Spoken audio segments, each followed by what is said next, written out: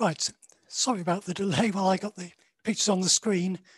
Hopefully you can see the title, Amy Johnson from Kingsbury to Australia.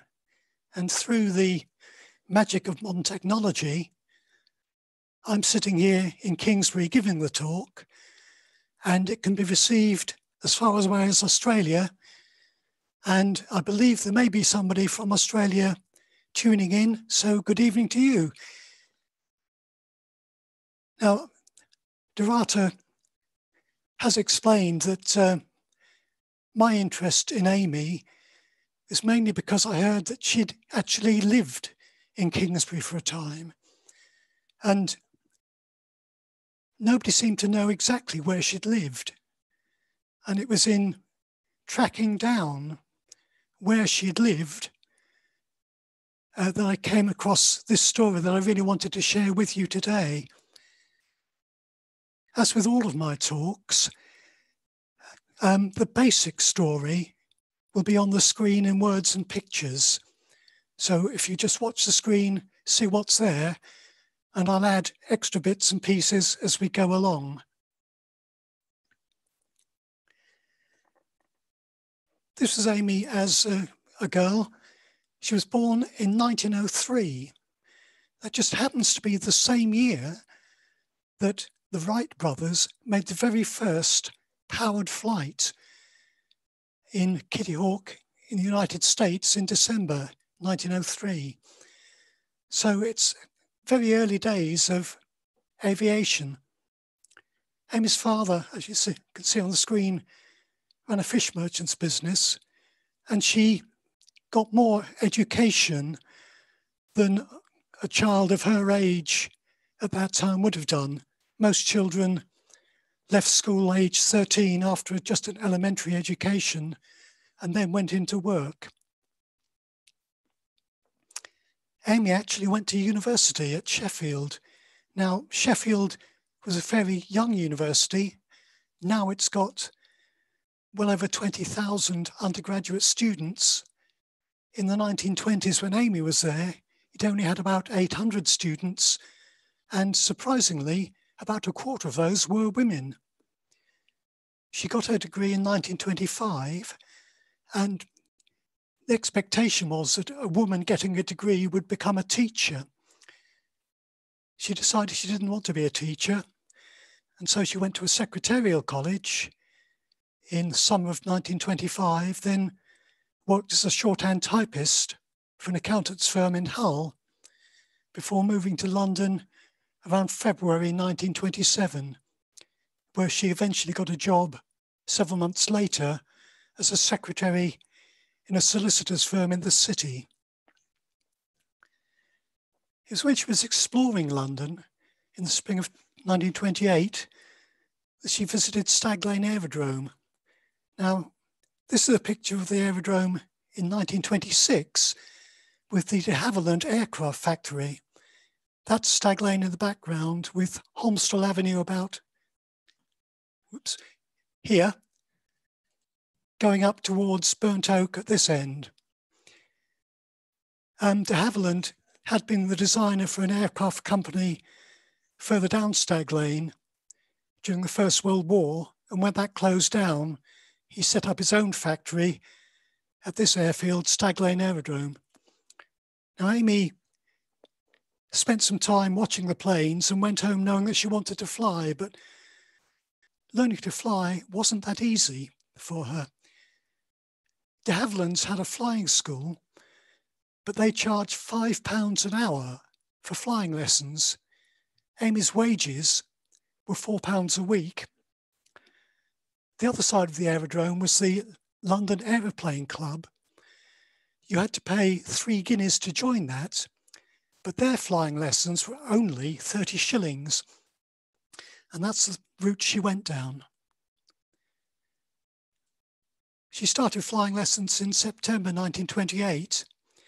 It was quite a difficult time for her because the man in charge of the Flying Aeroplane Club wasn't keen on women flying. The first instructor she had wasn't very sympathetic to women flyers.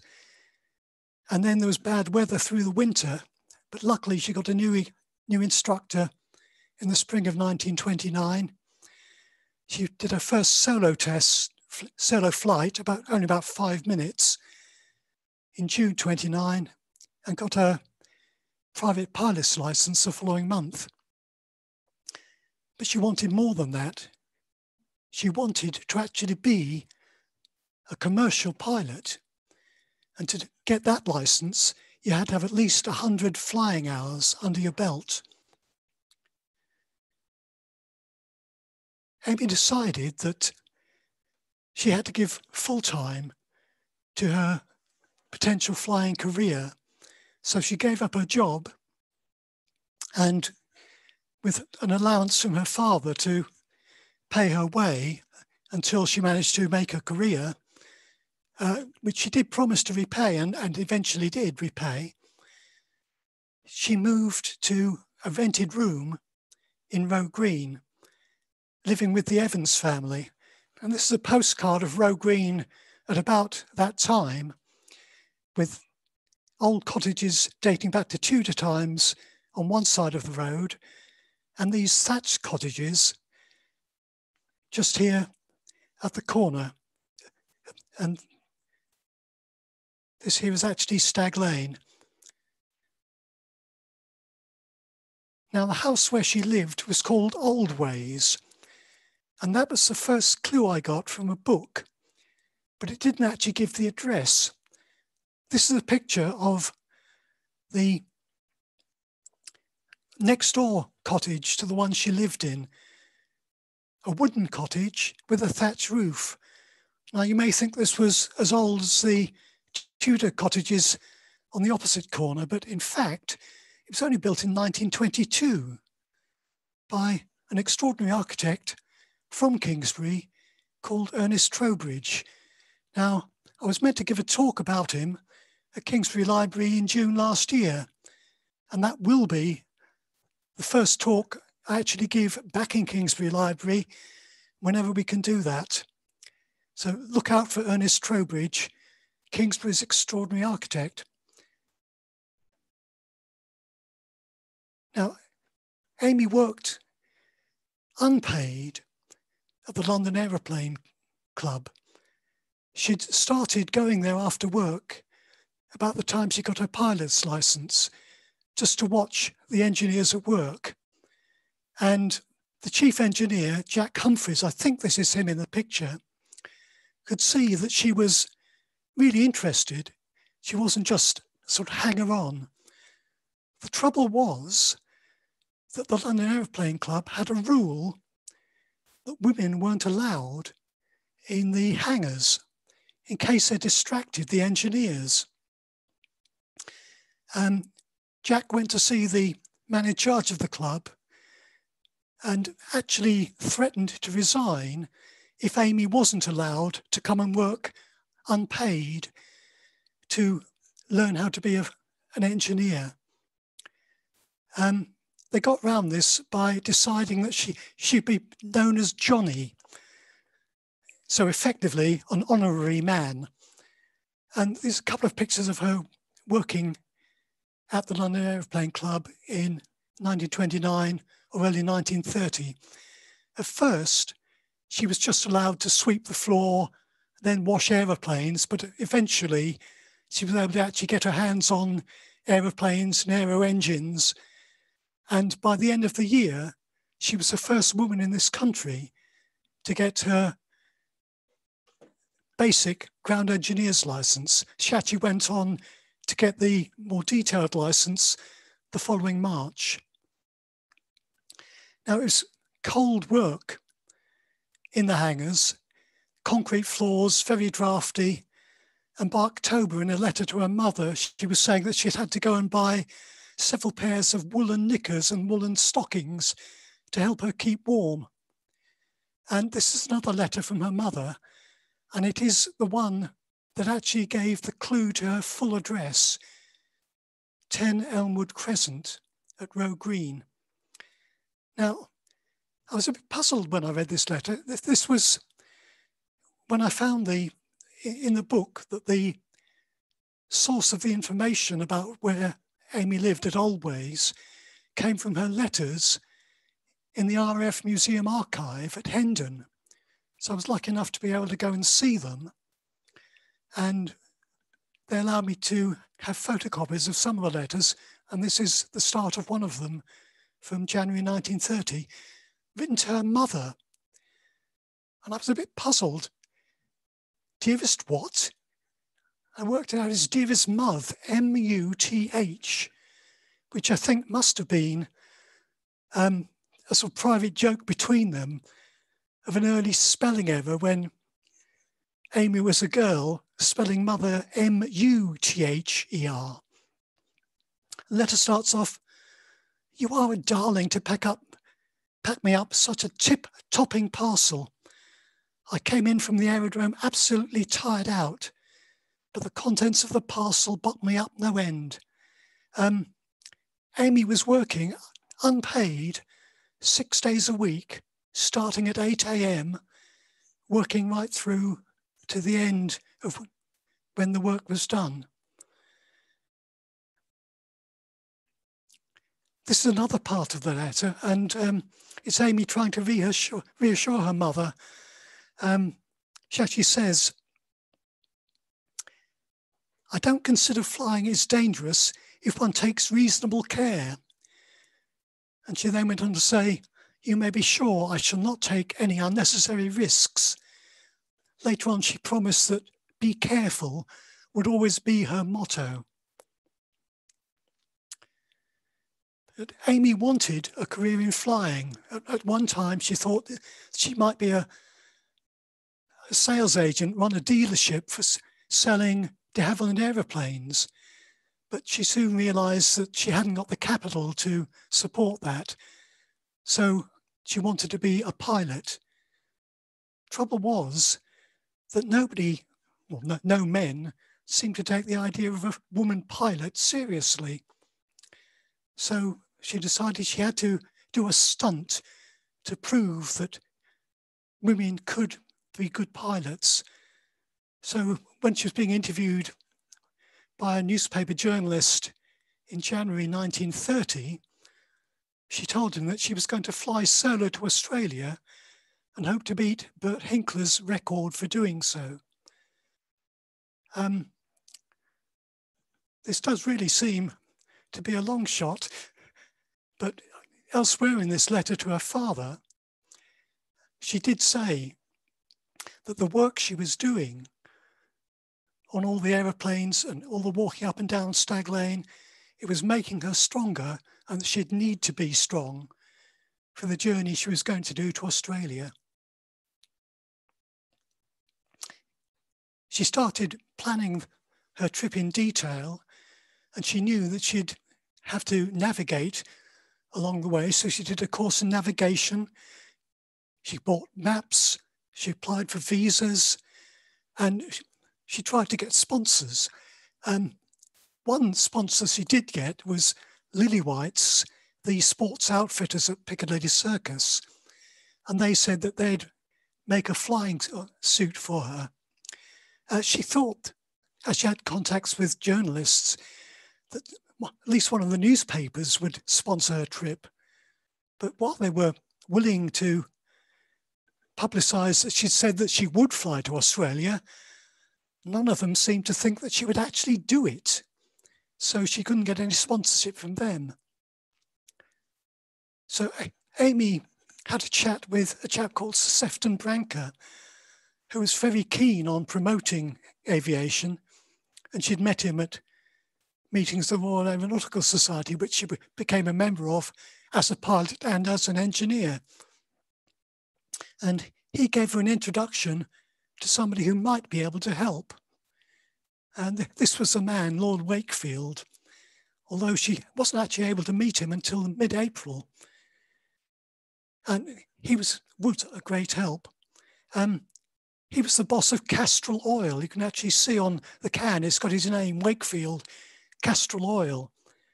You've probably heard of Castrol Oil, but you may not realise that you may have drunk something very similar as a child. Castor oil, that was its main ingredient. He also managed to, or offered to pay for all the fuel she'd need along her route and arranged to have it there waiting for her in 1-gallon cans like this. And he'd give her £300 towards the cost of an aeroplane. But this was mid-April, and Amy had always, once she'd made her plans, decided that she needed to set off around the 5th of May.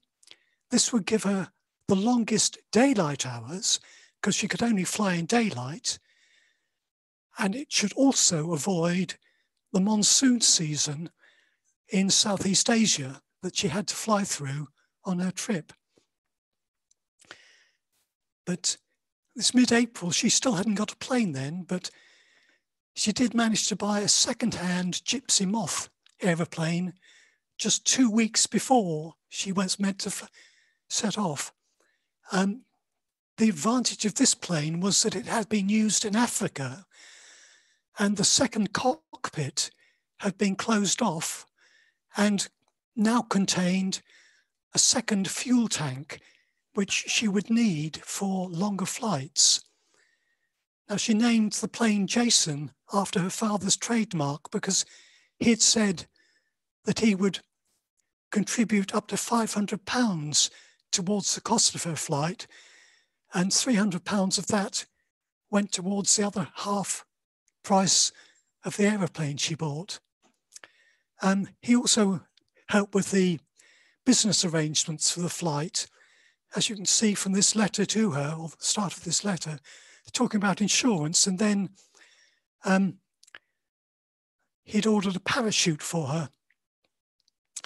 I'm glad you're having a parachute and hope it arrives in time.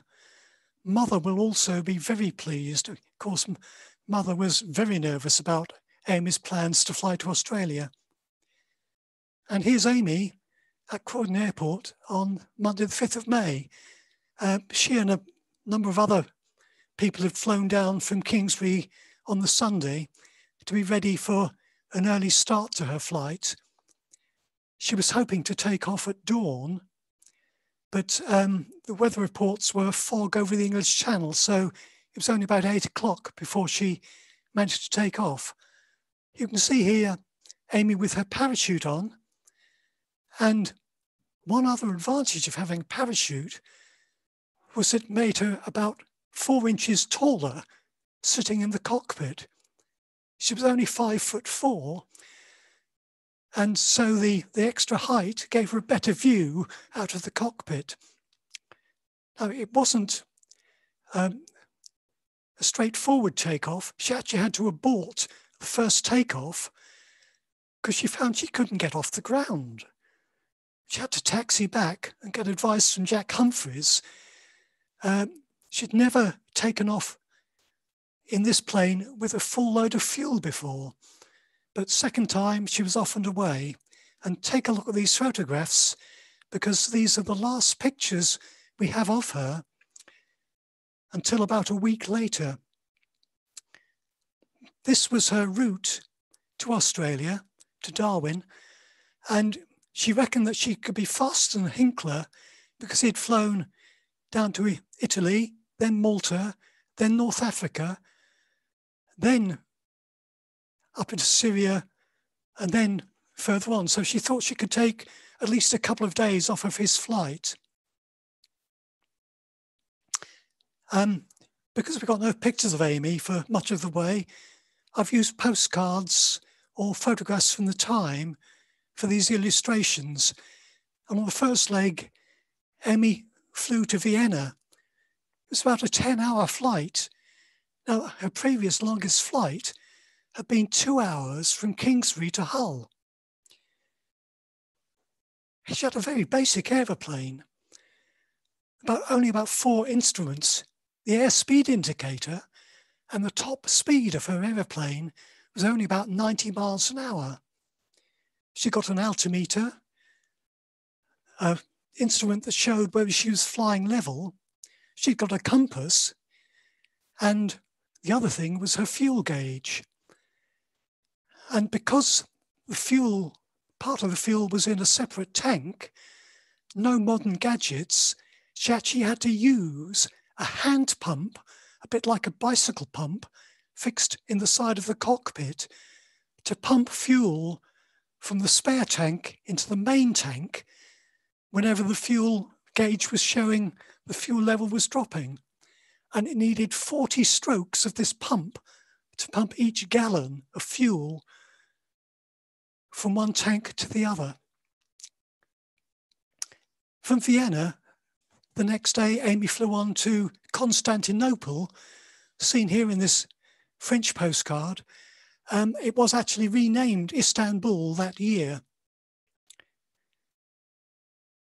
She was a bit longer in Istanbul or Constantinople than she'd hoped, because the Turkish officials took a long time before they let her carry on flying across their country.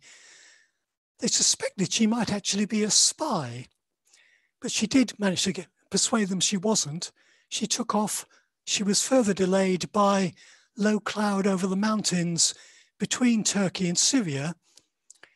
And so the second landing point was only in Aleppo, which wasn't where she'd meant to land. This aerial photograph was taken about that time. Syria then was a French protectorate.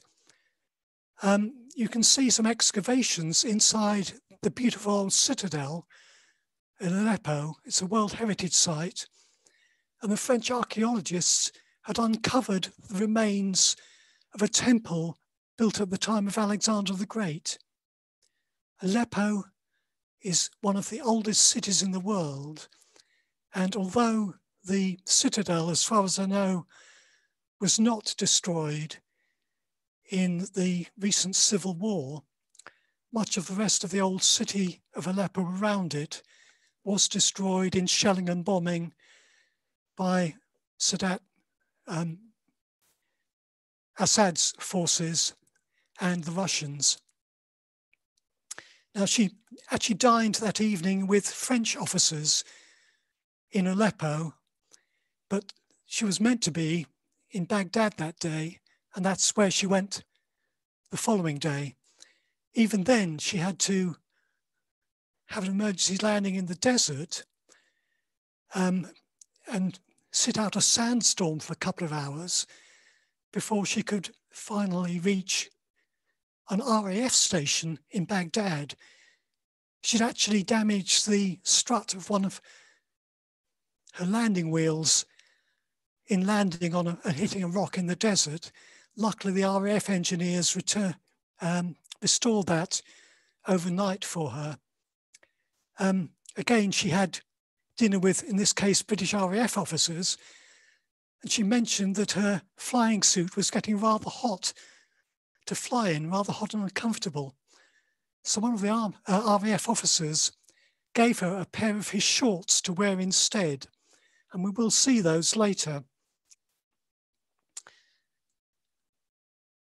After Baghdad, 2 more flying days in hot weather, but she arrived safely in Karachi, and she'd broken the record for a solo flight from England to India. Now, most of you will know that Karachi is in Pakistan, but in 1930, it was part of what the British regarded as British India.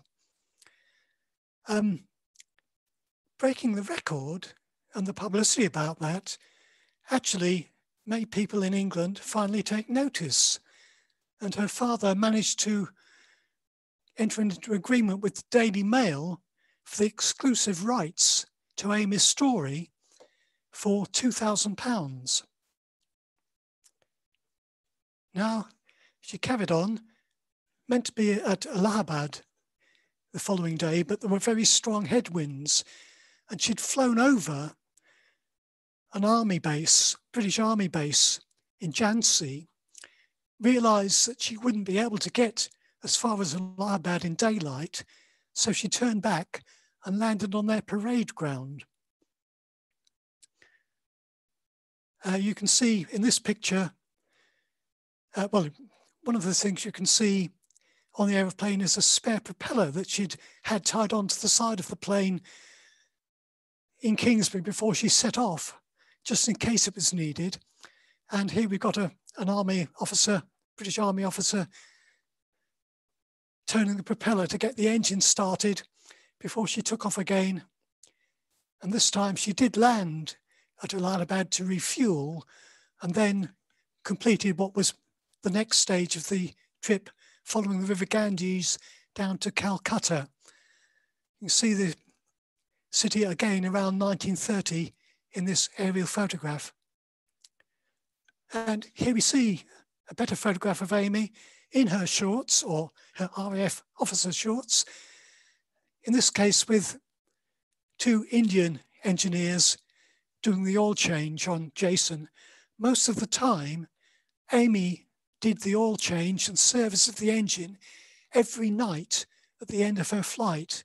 She had to be sure that the engine was fully prepared for the next day's flight.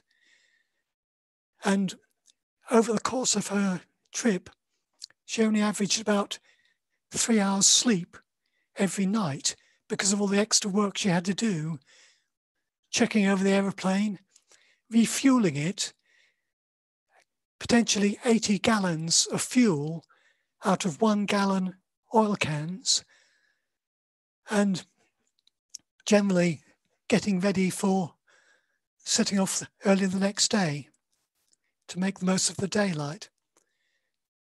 Now,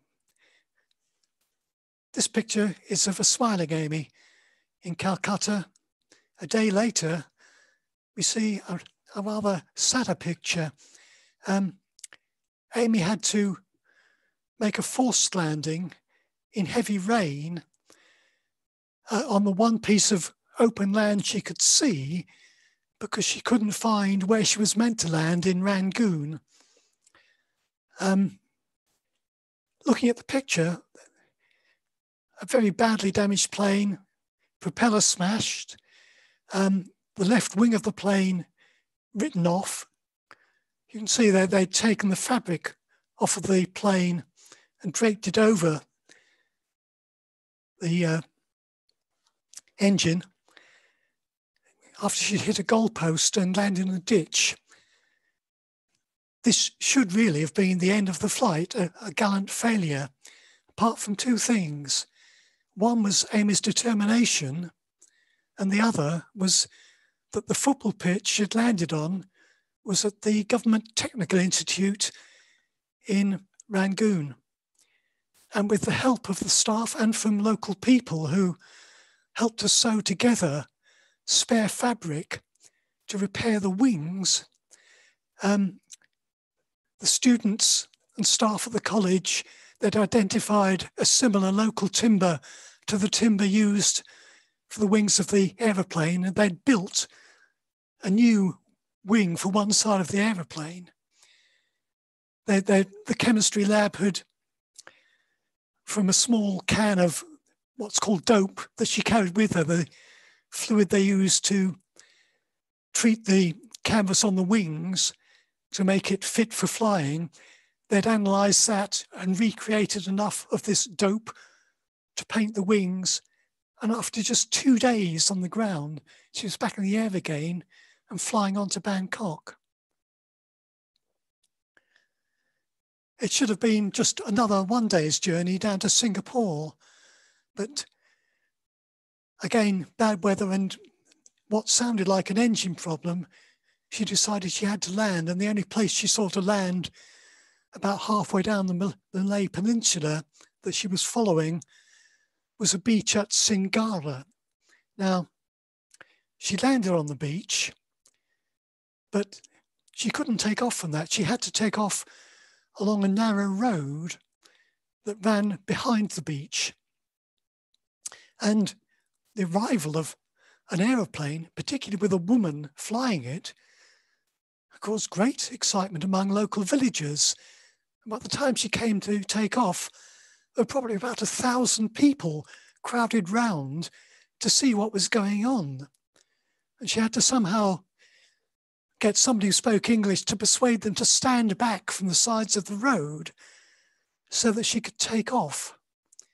And when she got to Singapore, at the flying club there, they kindly actually gave her a replacement wing for her de Havilland Gypsy Moth from their stores, and gave her a new spare propeller just in case of any other accidents along the way, before she set off again from Singapore. Now, she was flying through a storm across the Java Sea, and then early darkness because of a volcanic eruption on Java meant she had to make another unscheduled stop on the way to her next planned destination at Surabaya in Eastern Java. Now, Surabaya, again, very much in colonial times, and Surabaya was a Dutch city in Indonesia. Next day, she was on to East Timor, a Portuguese colony, looking for the airfield, a small airfield at Atamboea. Now, unfortunately, there'd been a bushfire in the area, and all the grass on the airfield was scorched, as well as the surrounding vegetation around the airfield. And she didn't see the airfield. She flew past it, realized light was fading. She'd had to land somewhere. She saw a rough field with plants held up on canes, but it was the only choice she had. And so she landed in it. And this caused the villagers who crops it was in the field to rush out, rather rough and angry looking villagers. And as well as her not arriving at the airfield and a radio message that she hadn't arrived, causing a panic that she was missing, she felt she was in grave danger from the angry natives who were crowded round her plane and talking in loud voices. But luckily, she made out one word that she could understand that one of the villagers was saying, and that was pastor, pastor. And she realized they were talking about a Portuguese missionary who lived nearby, and they took her to this Portuguese pastor or missionary who gave her an evening meal and sent a message to the airfield that she was safely with him. Now, the following day, she had to get her plane back to the airfield and then do a bit of repair work on it, make sure that it was ready for the final day's flight. And apparently she was very depressed. She felt she had failed and felt that she'd let everybody down, but it was just one more step, one last leg on the journey. And after a day at Atamboea getting ready, she was ready to do that. And the news had got back to England that she was safe and that she would be taking off that day on what the Daily Sketch calls the last lap of the English girl's wonder flight, front page news. Excuse me. And of course, the only pictures they got of her were pictures from Croydon. And when this newspaper was being printed, she was actually flying on that last leg, the 500 miles across the Timor Sea. Now, she'd been dreading that, 500 miles across shark-infested water. And she probably mentioned this to Lord Wakefield, and he had kindly arranged to have one of his Castrol tankers in position, ready to set off across from East Timor to Darwin for when she was going to be flying that last leg. It was flying, the boat was going on a direct course across the Timor Sea, heading towards Darwin. And halfway across in a flight with no land in sight, she was delighted to see this ship and know that she was actually going in exactly the right direction to arrive at Darwin, because if she didn't, it's only a small town on a largely uninhabited north coast of Australia, with saltwater crocodiles along the coast. You don't want to miss Darwin if you're flying there. Certainly not in those days.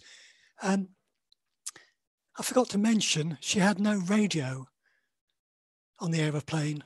She was flying blind apart from her own navigation.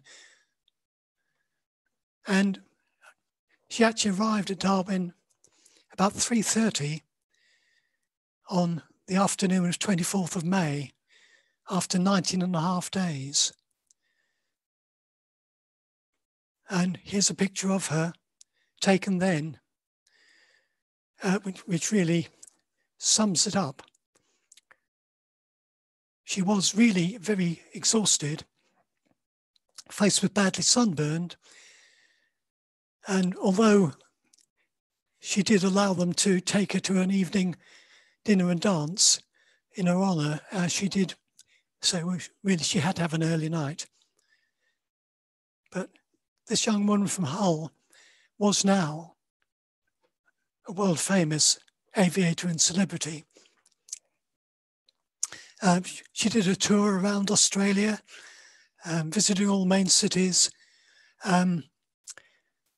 She had a more leisurely trip back to England by liner from Australia to Egypt, and then an Imperial Airways flight from Cairo back to Croydon in August 1930.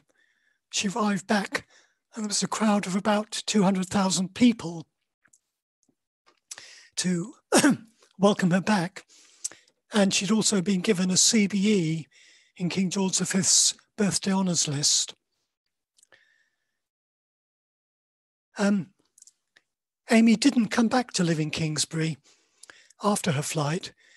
She rented a flat at Kenwood Court in Hendon Way, Cricklewood.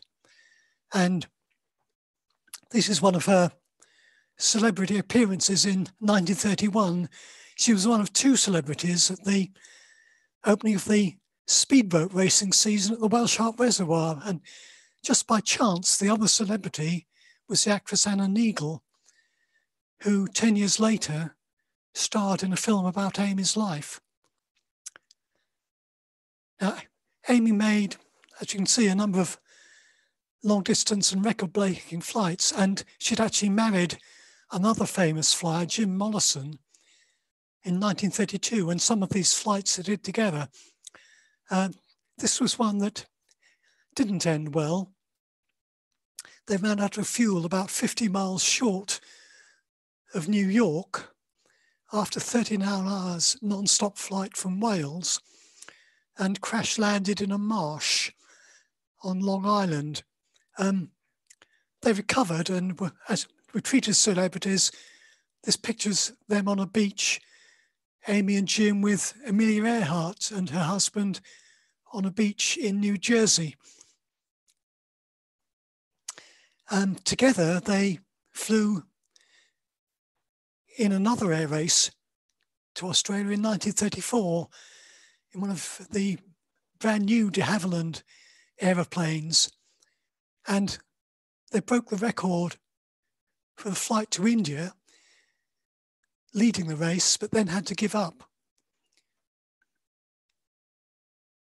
Now, 1934, de Havilland's main factory moved to Hatfield, and most of the airfield, Stag Lane Aerodrome, was sold off for Queensbury housing estate, the new suburb of Queensbury. And this is a photograph of the main road across that estate being built. It was called Mollison Way. Now, most people think that Mollison Way was named after Jim Mollison, but this is 1934, and I'm pretty sure it's named after Jim and Amy Mollison. But Amy's mainly known as Amy Johnson. She'd actually divorced Jim after only about 5 years in 1937 and went back to using her maiden name. She finally took her job as a commercial pilot in May 1939 for an air taxi firm based in Portsmouth, doing flights across to the Isle of Wight and ferrying private clients around England. And this was just in the run-up to the Second World War. And by the end of 1939, the RAF had realised that if they employed at least a few women pilots, they could free up men pilots for frontline duties. So they set up the Air Transport Auxiliary and started recruiting women to ferry planes. Now this is less than 10 years after Amy's flight, and now here you've got the first 10 women pilots in the Air Transport Auxiliary in this photograph. Amy's example and inspiration meant there were more women pilots around. Now, Amy wasn't one of these first 10. She'd thought that because of her reputation, they'd actually ask her to join and lead the women's arm of the Air Transport Auxiliary, but they didn't. She had to apply like anybody else.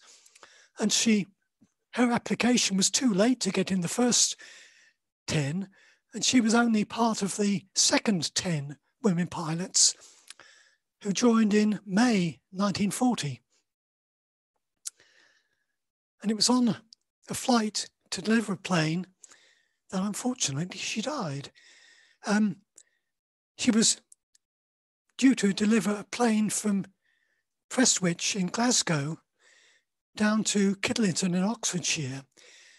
And she'd been waiting because of bad weather to deliver this plane for 5 days. Then when she finally was able to set off on the flight, again, more bad weather, and she had to break the journey at an airfield at Blackpool. Now, she didn't mind that too much because one of her sisters lived in Blackpool, so she was able to spend the night with her sister. And following morning, she went, but there was very low cloud. And the advice was not to fly. Well, she waited to see if the cloud would lift, but there was still a blanket of cloud coming on for midday. So she thought, no, okay, I'll take off. I'll fly above the cloud because it was above 5,000 feet. It was absolutely clear sky, apparently. And I'll just head in the right direction, find a break in the cloud, come down low, navigate my way to the airfield, end of.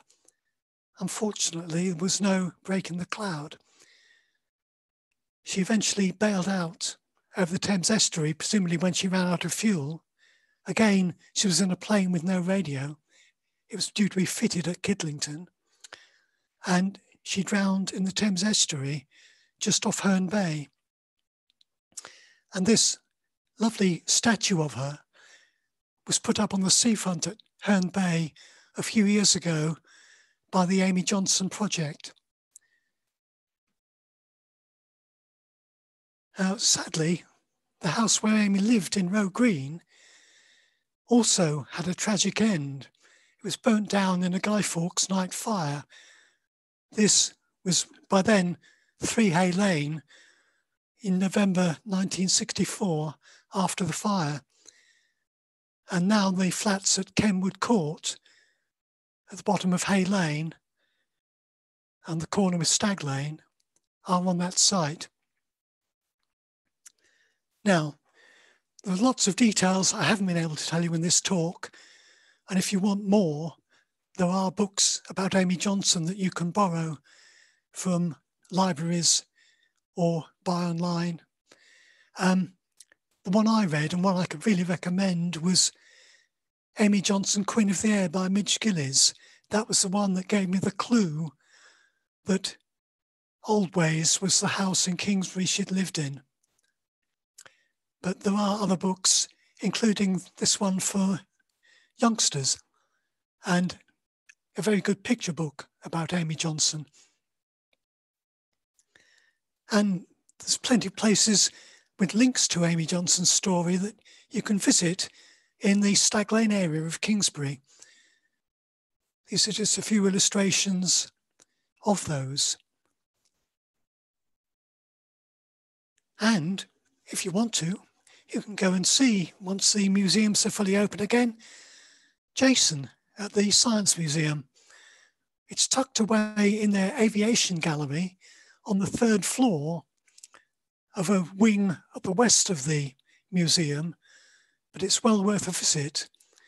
There we have the famous Jason. Under a deal with the Daily Mail, it actually ended up belonging to the Daily Mail, and they donated it to the Science Museum. Just underneath it, you can see the top of the plane that